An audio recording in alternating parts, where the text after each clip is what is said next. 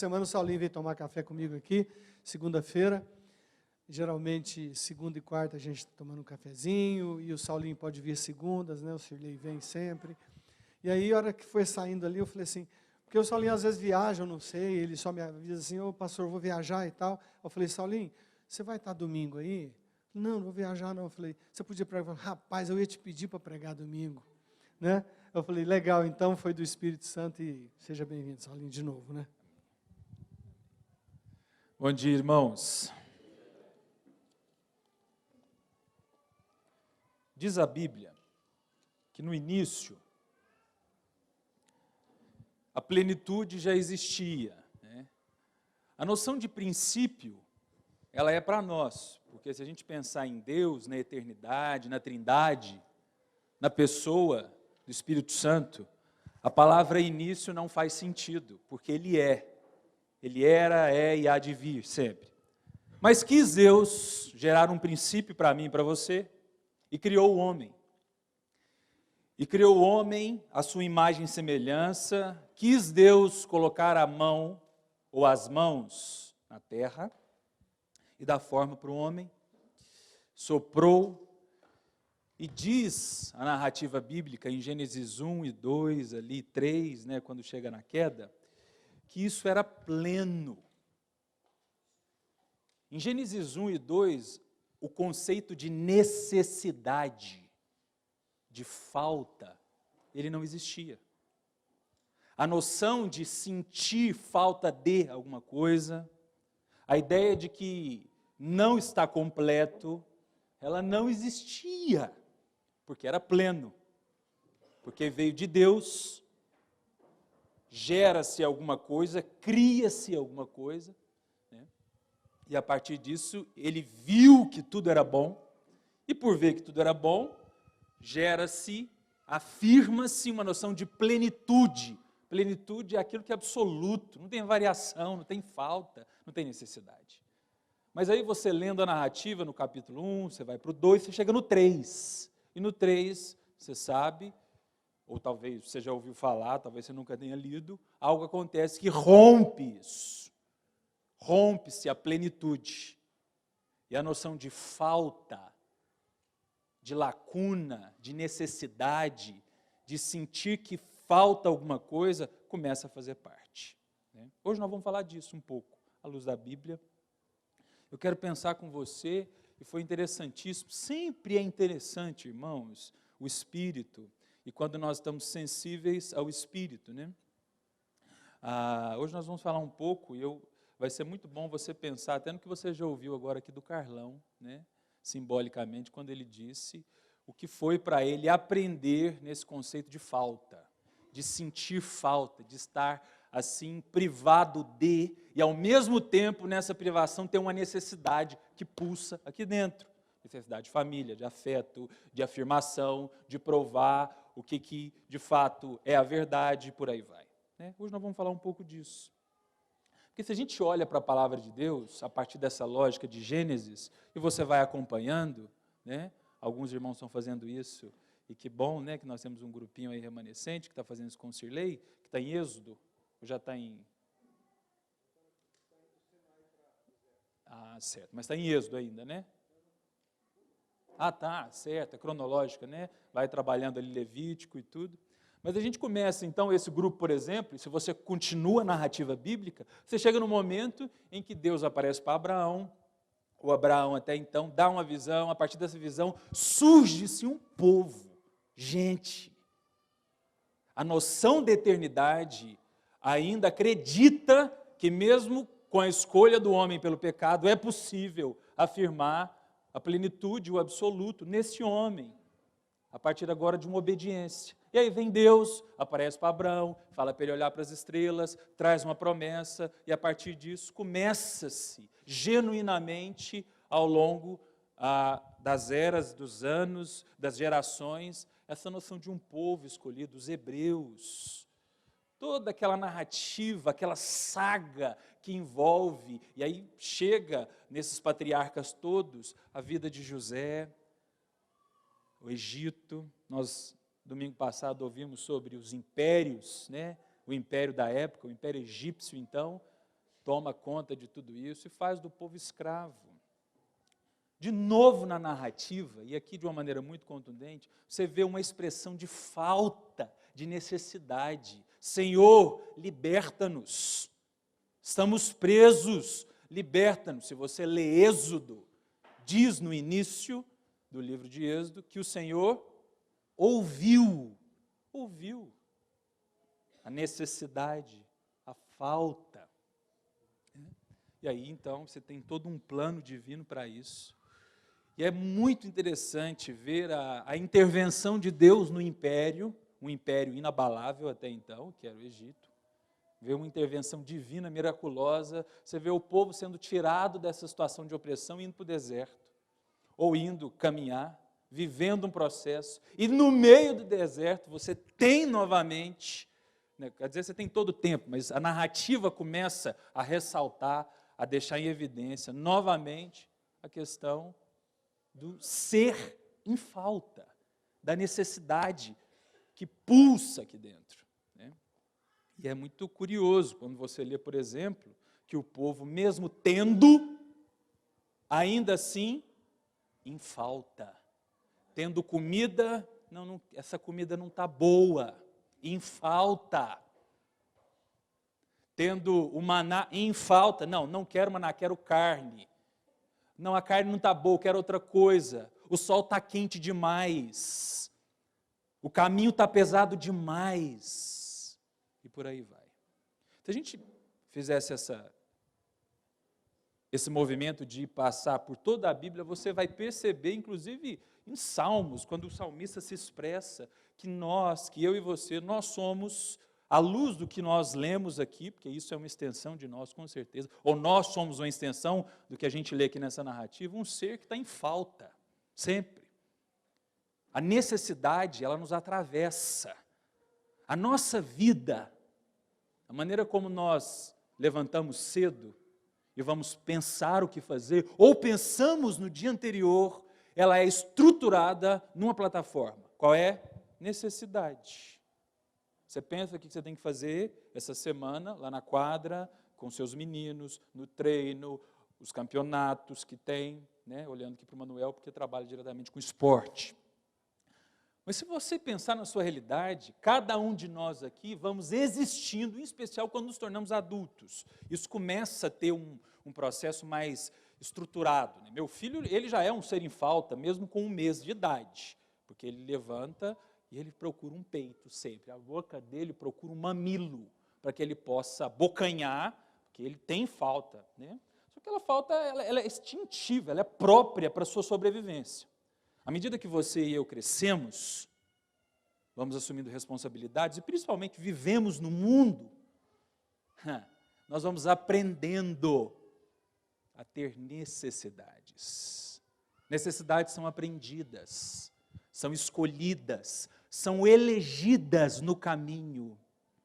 Todas as necessidades, elas encontram em nós esse espaço oco, porque eu sou um ser em falta, depois da queda, sou sorry para mim e para você, nós vamos ser sempre um ser em falta, e aí esse lugar aberto que tem dentro de nós, ele vai sendo preenchido, ou sendo colocado possibilidades de preenchimento. Então, necessidade de um celular, necessidade de um bom emprego, necessidade de poder subir na vida, necessidade de fazer faculdade, necessidade de ver meus filhos bem, necessidade de receber notícias boas dos meus netos, necessidade. E aí, irmãos, entra algo muito curioso, que é muito pulsante em mim e em você. Quando a necessidade ela não é satisfeita, a nossa maneira.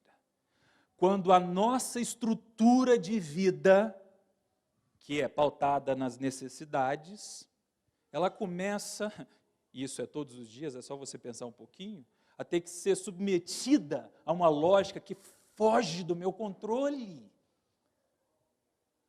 Existir é ter que lidar com a necessidade que nem sempre, em muitos casos, na maioria das vezes, não chega a suprir da maneira como você quer, na hora como você quer, do tamanho que você quer, do jeito que você quer. Agora é interessante porque no início não era assim, né? Isso é próprio do pecado em nós. O pecado inaugura essa condição existencial em falta. Né? E aí é interessante demais, já pulando lá para o Novo Testamento, ver Jesus. Jesus como homem. Né? Ele veio, não sei se você sabe disso, 100% Deus, mas 100% homem. Vem para essa realidade e chama um monte, na verdade, para ser mais específico, chama 12 para caminhar com ele, para viver uma dinâmica nova, para apresentar para eles um outro conceito, para além de uma necessidade visceral, uma necessidade egóica, que ego significa eu, uma necessidade pautada no eu, na minha vida, no meu conceito de felicidade, no meu conceito de gozo, de prazer, no meu conceito de ser bem-sucedido. Jesus, ele rompe um momento onde as pessoas já viviam isso, sempre, porque desde que homem é homem, essa noção, ela está dentro. Esses conceitos de necessidade de ser feliz, de ser bem-sucedido, de estar assim bem, de estar confortável, de sentir que a falta foi suprida, que o buraco está ali sendo preenchido de alguma maneira, que o ser em falta corre dessa condição de falta para estar cheio, para dormir tranquilo. O que é dormir tranquilo, irmão? Se você pensar em outras palavras, o que é colocar a cabeça no travesseiro e dormir bem? É se convencer ou dizer para você mesmo que você não tem falta de nada. Bom, você tem então Jesus inaugurando um novo modelo de vida, como homem, como Deus, incentivando as pessoas a ter um outro olhar sobre isso, em especial para 12, que caminhou e caminha com ele, apresentando uma outra dimensão do reino, como por exemplo, você vai ver em Mateus, no Sermão do Monte, ali em 3 capítulos precisos, você vai ver descrito uma narrativa própria de Jesus falando sobre o reino, de Jesus falando das bem-aventuranças, que rompe com essa noção. Como que bem-aventurados são os pobres de espírito? O que é isso? O que é ser bem-sucedido se você é pobre? Que loucura é essa? O que é você ver Jesus dizendo que você é bem-sucedido se você chora? Sendo que o choro te é amargo, sendo que se você puder, você não chora nunca mais, porque parece que chorar é algo que te coloca cada vez mais em falta. E aí você vê Jesus rompendo com essa lógica, Jorjão, nossa, de vida, essa lógica da falta, da necessidade, e chamando a atenção para o homem para inaugurar, ou para voltar por uma lógica absoluta e eterna, que não tem a ver com este mundo. E aí você vai ver Jesus falando de dinheiro, nessas narrativas, em especial nisso que eu estou falando, ali do Sermão do Monte, né? Falando sobre a vida, sobre passarinhos. Olha para o passarinho para que você aprenda, né? Tinha um professor no seminário falando que um dos maiores teólogos que existem aí na atualidade são os passarinhos. Olha para eles, porque eles não trabalham, eles não são treinadores de vôlei, não são psicólogos, não tecem, não fiam, e estão lá vivos, bem, saudáveis, cantam todas as manhãs. E Jesus usando essa analogia para ensinar, para dizer, isso está vivo até hoje para mim, para você. Mas eu quero chamar a sua atenção para a gente ver um texto que fala um pouco disso. Abra sua Bíblia comigo em João 14, e não perca de vista essa introdução aqui. João 14.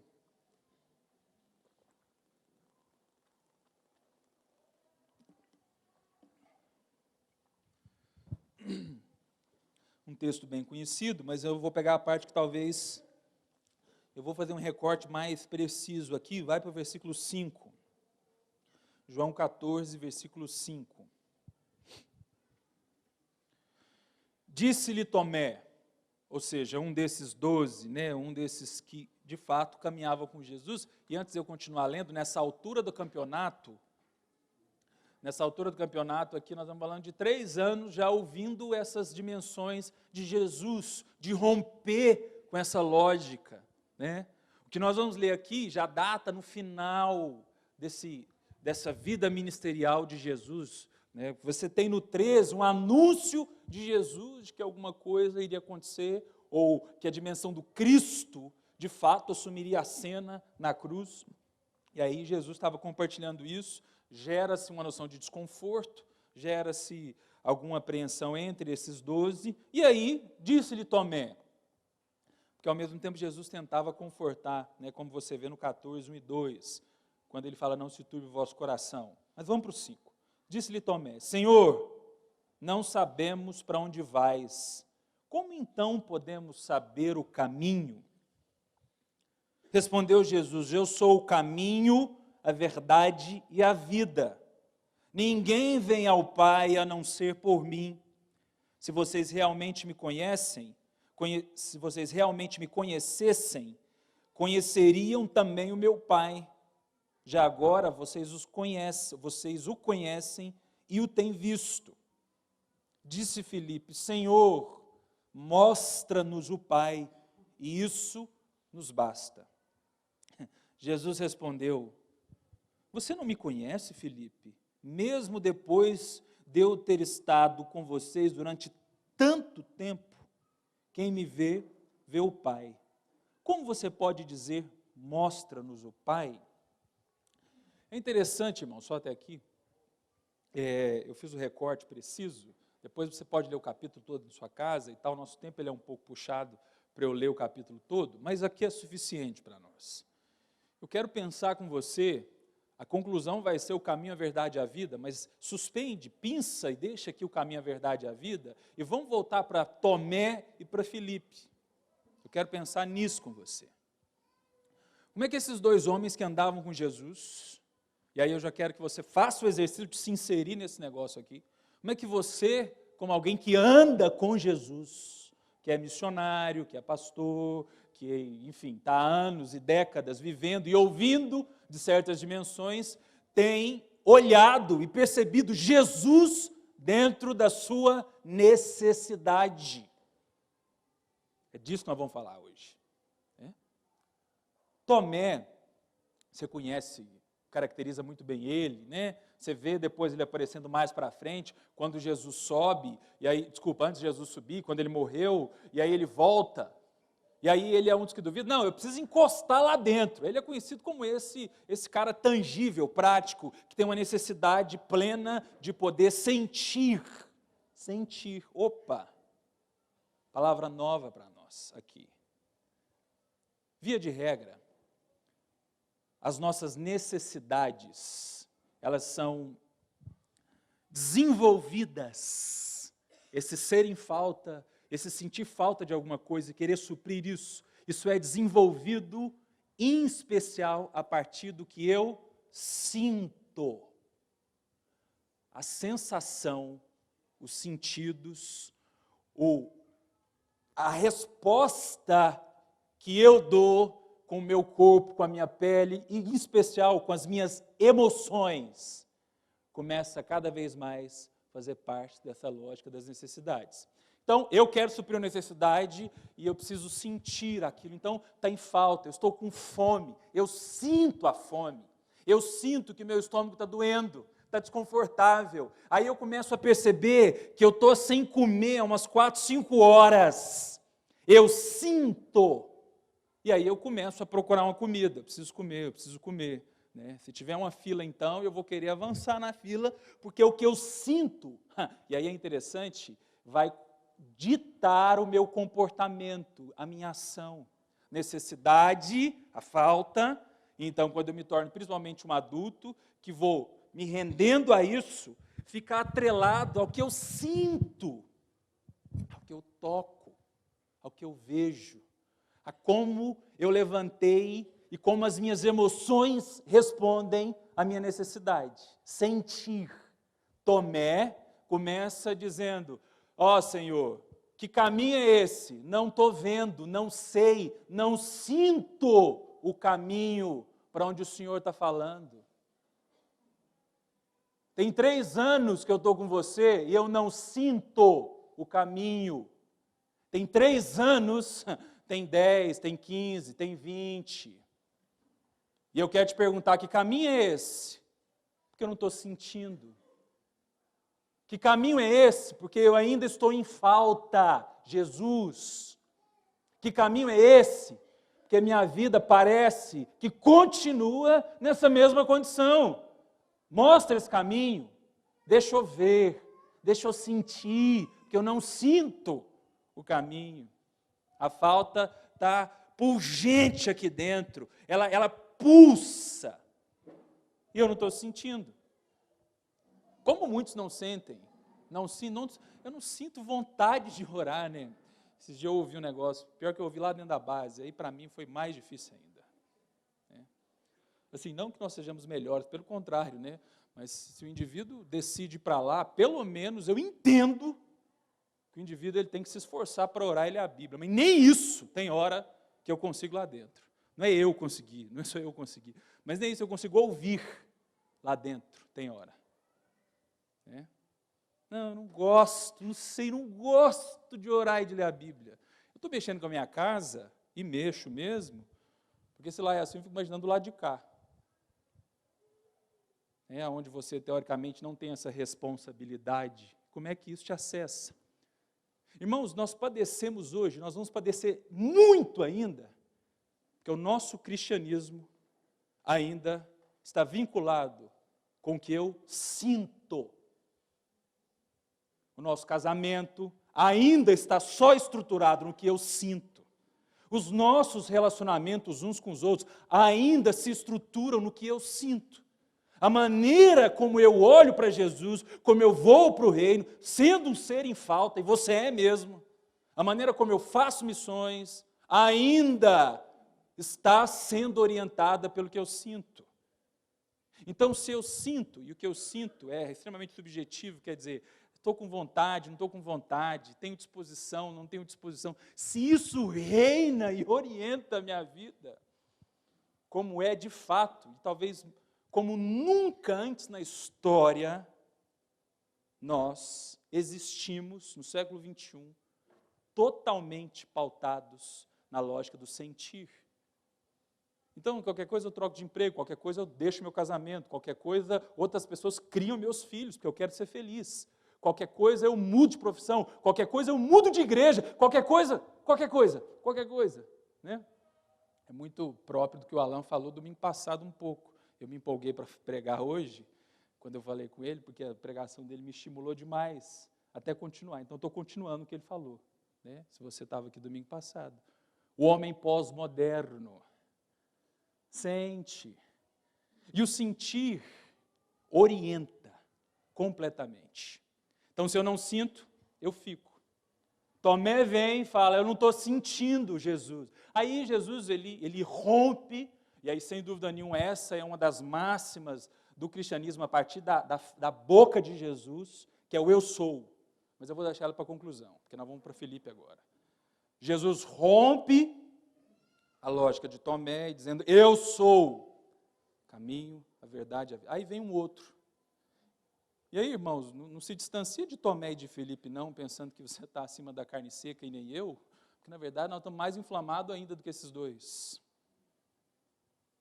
Aí vem Filipe e fala assim, legal, Jesus, mas só um minutinho, mostra-nos o Pai. Irmão, se você leu a Bíblia, ou tiver lido um pouco antes disso aqui, você vai ver que o discurso sobre o Pai, ele era pulsante, ele era comum na fala de Jesus com os 12. Jesus já havia dito quem era, Jesus incentivava, Jesus já tinha mostrado e apresentado em muitas esferas quem era o Pai. Mas naquele momento, talvez Filipe não sentiu o Pai. Jesus indo para a cruz, porque se você leu 13 era isso, ou seja, todo esse plano que o Senhor está falando comigo, o negócio não está dando muito certo, então peraí, tem uma instância maior que você? Não, Jesus tem, né? Então mostra a instância maior, para que eu sinta ela. Me apresente alguma coisa maior para eu sentir, porque eu não conheço. Você sabe por que muita gente sai da igreja, irmãos? Porque não sente, não sentir. Cansei. O ato de cansar também é um sentir. Cansei, não sinto, vou ficar, vou atrás, busco outra, vou ver outra coisa. Essa semana eu descobri, isso me doeu muito, assim, talvez porque é mais no meu lado, né? Graças a Deus, não foi dentro da minha casa, jogo com o cerrado, mas descobri um casal missionário que sentiu que chega desse negócio. Saiu do campo, vamos trabalhar, vamos prestar um concurso público. Senti que acabou. É um pouco difícil mesmo, a gente sente muitas vezes, eu sinto muitas vezes vontade de parar mesmo, falar, chega, é complicado. Mas esse casal permitiu que o sentir tomasse à frente de tudo e ditou o comportamento, a ação, a escolha, a decisão, todo o esforço para aquilo parou, chega, senti que acabou, senti. E esse sentir, irmãos, preste bem atenção, o sentir de tomar a decisão, ele tem um tom do desconforto. O sentir que vai te ajudar a tomar uma decisão, preste bem atenção na sua vida. Aquele que vai tomar a rédea do negócio é o desconforto. Não está legal isso aqui. Não está legal. Mostra-me o Pai, porque não está legal esse papo aqui. Esse papo de cruz, que você vai morrer, de que não sei quem vai te trair. Tá, Jesus, me mostra o Pai, por favor, me mostra. Eu quero sentir. Eu não estou vendo. Ele fala assim, mostra-nos o Pai, porque isso nos basta, né?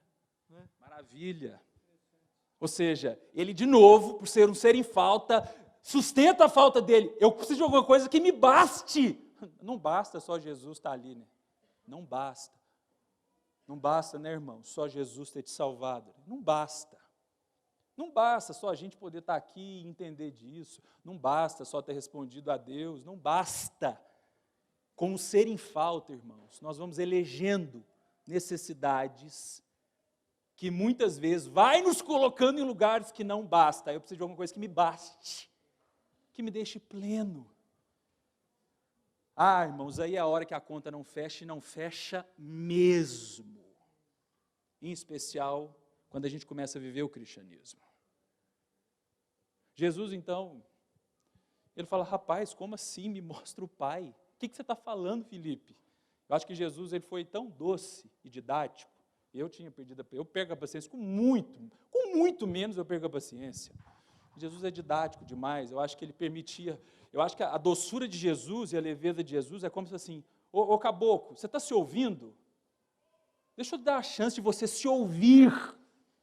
Né? Muitas vezes a gente fala coisas que eu acho que a gente tinha que prestar um pouco de atenção, porque a gente não se ouve, né? Não se ouve. A gente começa a ser orientado, então a nossa fala é uma expressão disso, as nossas ações são uma expressão dessa lógica que vai nos orientando do sentir, a maneira como a gente reclama. Opa, uma coisa boa para você pensar. A reclamação, ou a murmuração, essa lógica desgraçada, porque é desprovida de qualquer lógica de graça, de um coração grato, de um coração humilde.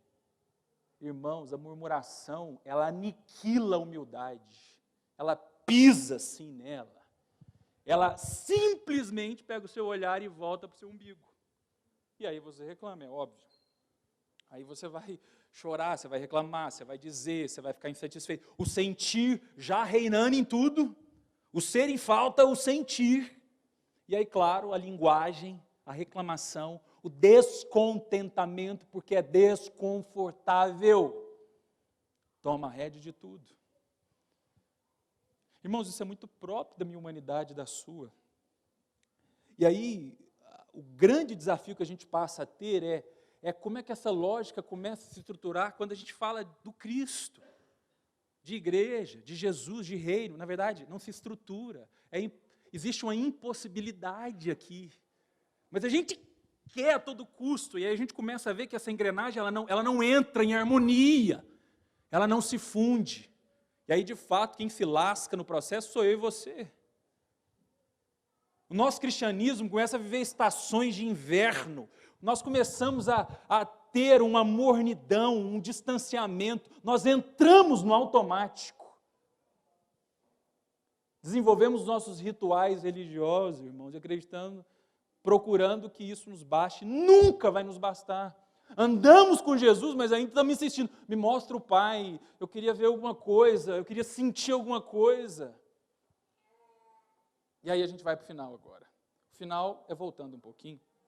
Quero que você pense comigo.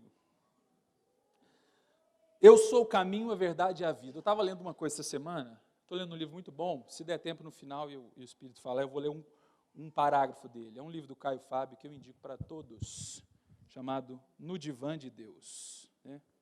Eu sou psicólogo, ser psicólogo é por isso mesmo que eu estou lendo, Divã, Freud, psicanálise, análise, gosto demais. Ele me colocou no livro, um livro estonteante, ele é muito bom para escrever e tal, quem já leu qualquer coisa dele sabe que o cara entende muito, escreve muito bem, né?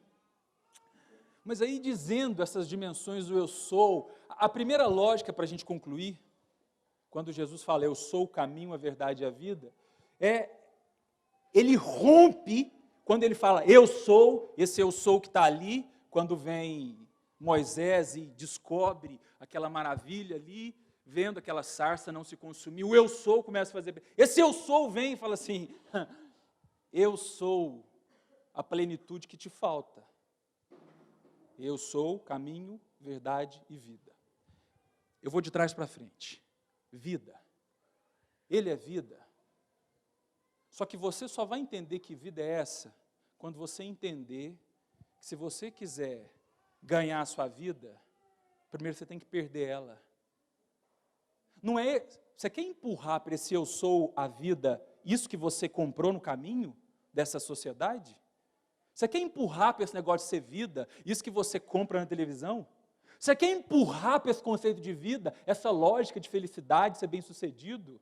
Você quer empurrar para o seu casamento essa lógica de vida que você comprou por aí? Essa vida estética, plástica? É isso que você quer? De fato. Bom, você pode tentar, fica à vontade. Você vai ver que isso é impossível. Você só vai conseguir, e eu só vou conseguir entender essa dimensão se primeiro eu deixar de lado o meu sentir, aquilo que eu sinto, aquilo que me atravessa, ficar aqui de lado, e eu estiver disponível para entender que se eu quiser achar minha vida, primeiro eu tenho que perder ela. É isso que Jesus diz sobre vida. Pega a noção de vida e vai dialogando com as outras falas de Jesus, você vai entender a beleza de sofrer o dano, de perder, de dar o rosto para que o outro bata, de que dar é melhor do que receber. Você precisa ser inaugurado, irmãos, com conceitos de vida que talvez estão distantes demais do seu sentir, e por isso que isso não está fechando. Vida começa com você perdendo a sua. O Cristo tem que fazer parte desse conceito de vida, a cruz. Não dá, irmãos. Porque se eu sentir ficar simplesmente perambulando por aí, você vai cansar disso aqui, como você já está cansado, como muitos cansam desse tipo de discurso. Tem dia que eu vou falar na comunidade, meu irmão, eu sei fazer uma leitura, né? Mínima. Eu começo a falar, uma pessoa faz até assim, ó. Tipo assim, mas de novo esse menino vai falar esse negócio aqui? Porque esse aqui eu pego lá, eu pego mais ainda. Não porque eu sou o bom, o 10, o gostoso e mando em tudo. Não, irmãos, porque não é possível. Ou eu começo a viver uma coisa que faz sentido, ou eu vou fazer outra coisa que eu queria fazer tanto. Ou meu sentir toma as rédeas. Perde a sua vida primeiro. Se você não entender isso, que a sua vida é para além de você, se eu e você não descobrirmos que para achar minha vida e a sua, nós vamos encontrar o outro e vamos ter que envolver com o outro, isso vai demandar o seu tempo, o seu dinheiro, o seu conforto. Você vai ter que se satisfazer com essa noção de vida que você comprou. Essa é a primeira coisa. Segundo, a verdade. É tão interessante que se você voltar um pouquinho e chegar no capítulo 8, nós estamos no 14, você vai ver Jesus falando de verdade. E conhecereis a verdade, e a verdade vos libertará. A segunda lógica da conclusão aqui, você pode aplicar na sua vida, porque você aplica e você vai entender aonde você está. Quão perdido ou quão achado você está nisso. A segunda lógica é que a verdade, à medida que eu vou conhecendo ela me liberta de mim mesmo, ela me liberta dessa condição de sentir. Porque, irmãos, que prisão desgraçada é essa? O sentir. Tomé e Filipe, é uma expressão desse sentir para Jesus, andavam com Jesus, viviam os milagres, mas ainda insistia, Jesus, o caminho eu não sei, me mostra o Pai, porque eu não estou sentindo nada disso, não estou sentindo isso. Quando Jesus se autodeclara, se autoproclama, e por isso que é muito legal a gente pensar, para além de legal, né, por isso que é muito forte a gente pensar que a nossa verdade é uma pessoa, o Cristo é a verdade, e quando eu conheço a verdade me liberta de mim mesmo. Agora vamos fazer uma dinâmica aqui, né? Não vou te expor não. Nesse ponto o Alan é muito mais forte do que eu, porque acho que ele faria isso. Mas irmãos, 90% aqui nunca leu a Bíblia toda. Eu não vou nem fazer a dinâmica aqui, para não te expor, para você levantar a mão e ficar com vergonha. E você perece porque te falta conhecimento. Isso é a verdade. Só que você está se lixando para a verdade. A verdade para você se tornou um ato gospel, que atende ao seu sentir.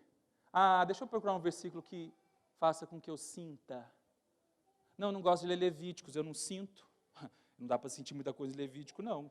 Né? A Levítico está na Bíblia, para quem não sabe, depois você lê lá.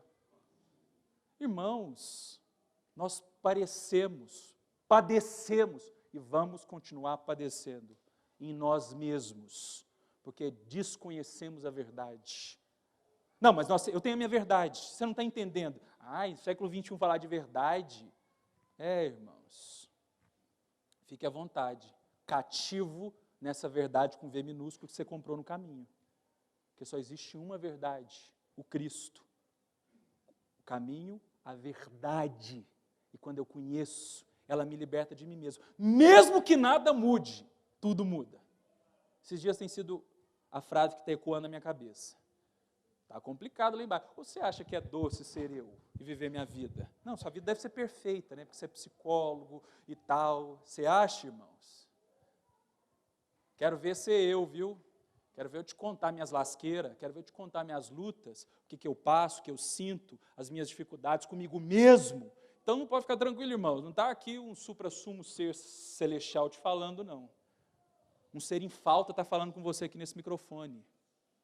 Um ser em falta. Só que, eu tenho orado nos últimos meses, nós vamos terminar falando de oração, isso é muito interessante, descobrindo em Deus a beleza de orar mais do que eu já oro, não porque eu posso te falar esse microfone, para que eu possa ficar alguma coisa em evidência, mas porque ou o negócio começa a mudar na minha vida em termos de sentido, ou mudar mais, ou eu começo a me libertar mais de mim mesmo, ou nós vamos parar o brinquedo e eu vou descer. É porque é assim que eu oro com Deus. Né? E aí, irmãos, nada mudou, a conta está vermelha do mesmo jeito, e ela tem ficado muito vermelha nos últimos meses. Os desafios no casamento continuam.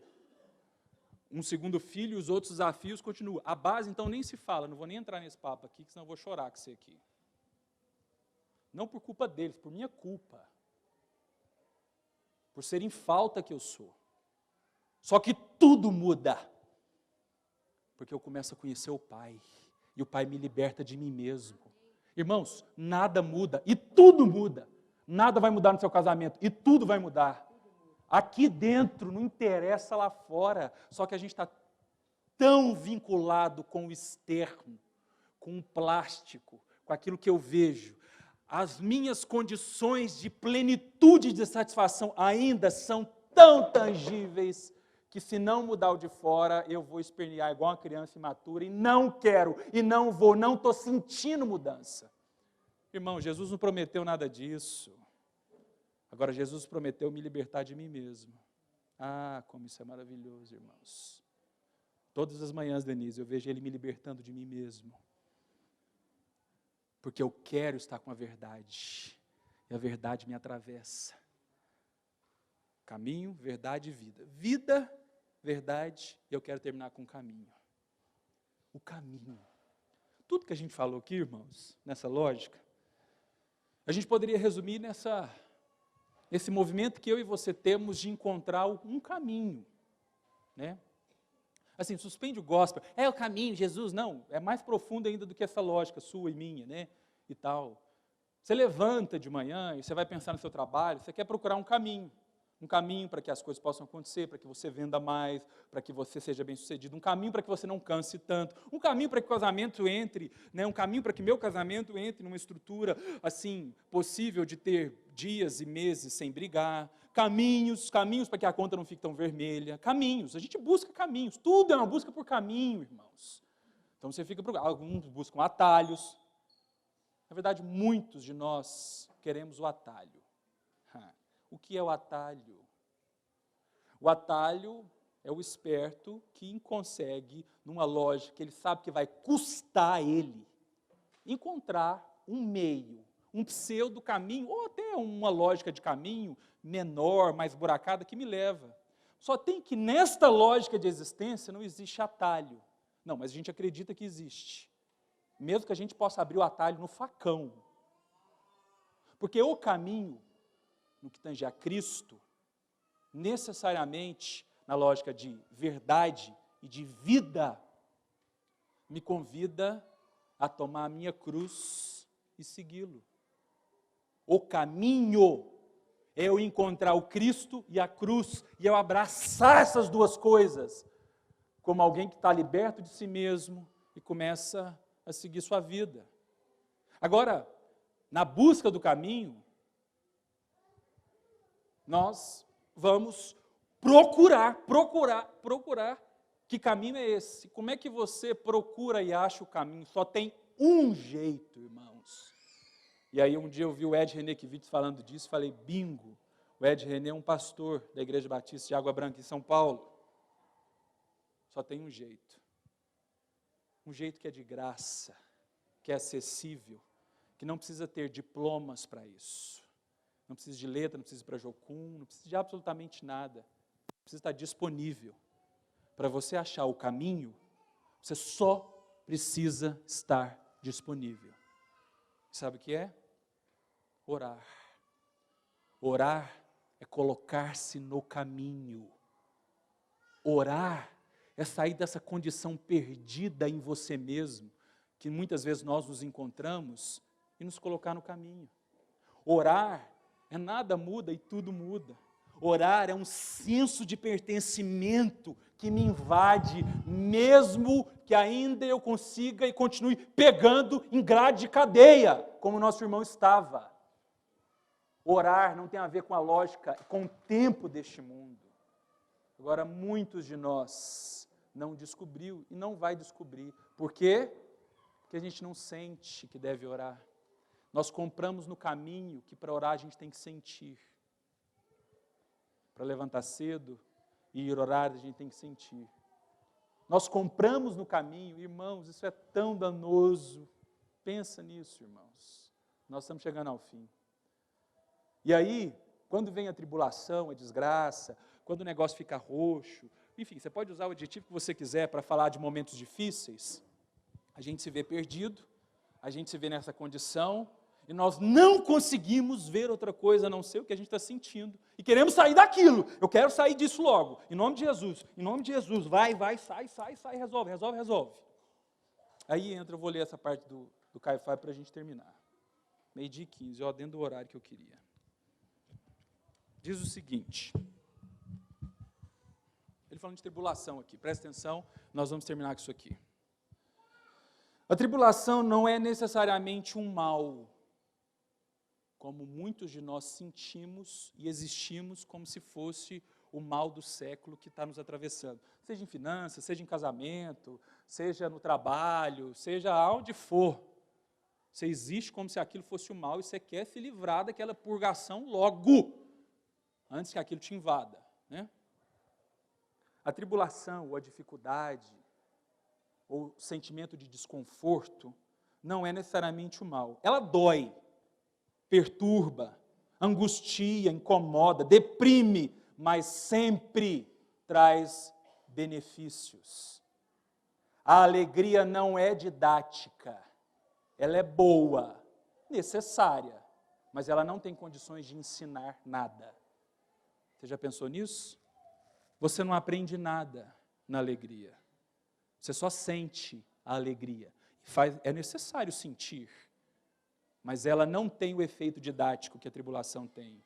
E aí está o verdadeiro paradoxo, que os grandes benefícios que recebemos não nos vêm do sucesso, do conforto, da alegria, não nos acontecem quando tudo isso é um manso lago azul. Então, meu irmão Carlão, me permita, Deus com certeza vai ter muitos frutos na sua vida para você mesmo que você passou, irmão. Para além de qualquer coisa que você tem que provar, para além de qualquer coisa externa, você nunca mais vai ser o mesmo homem. E você não ficou alegre em 50 dias, foi difícil, foi triste, mas no reino de Deus tem um outro sabor, essa tristeza, essa desgraça, isso que nos acomete, isso é bíblico, irmãos. Os grandes benefícios, os grandes atos, as grandes construções, as grandes arquiteturas de Deus na nossa vida acontecem nas câmaras ou na câmara das tribulações. Virtudes só se geram na alma humana em meio à dor.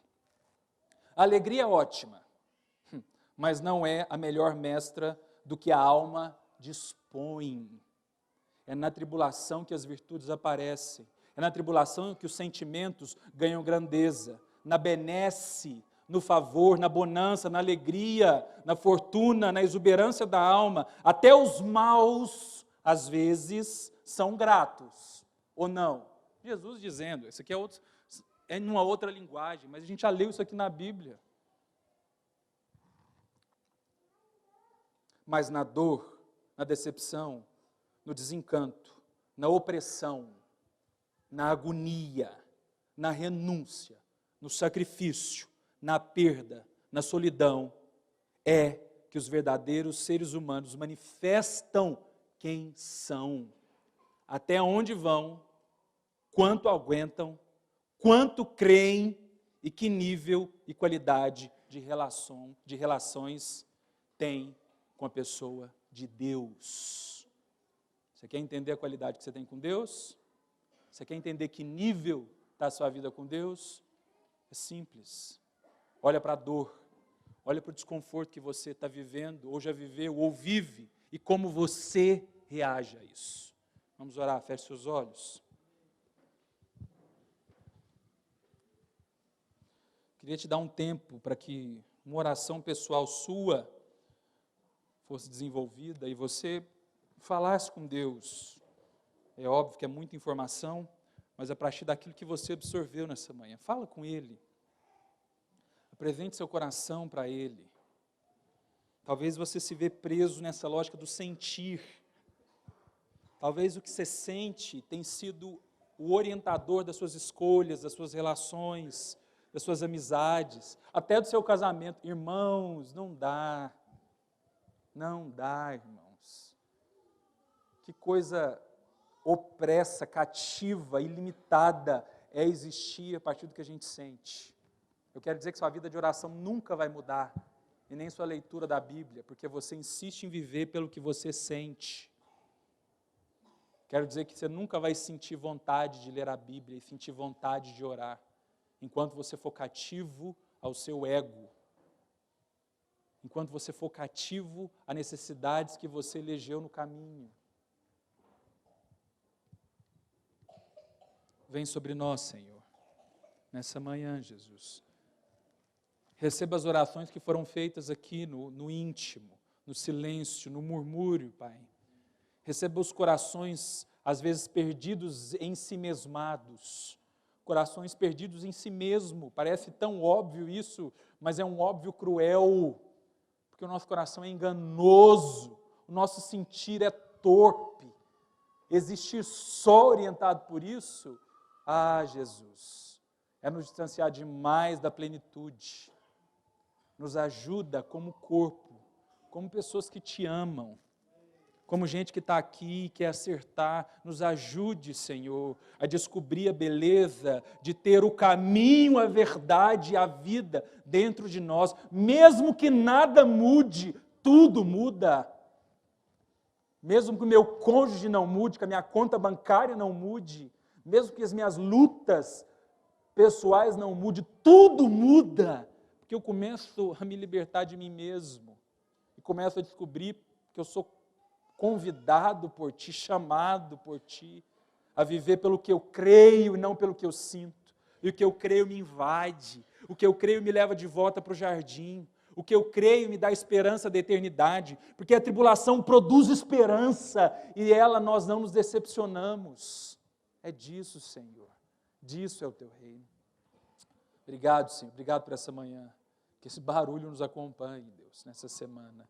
Nos ajude a aplicar isso, Pai, em nós, na nossa rotina, no nome de Jesus. Amém. Amém.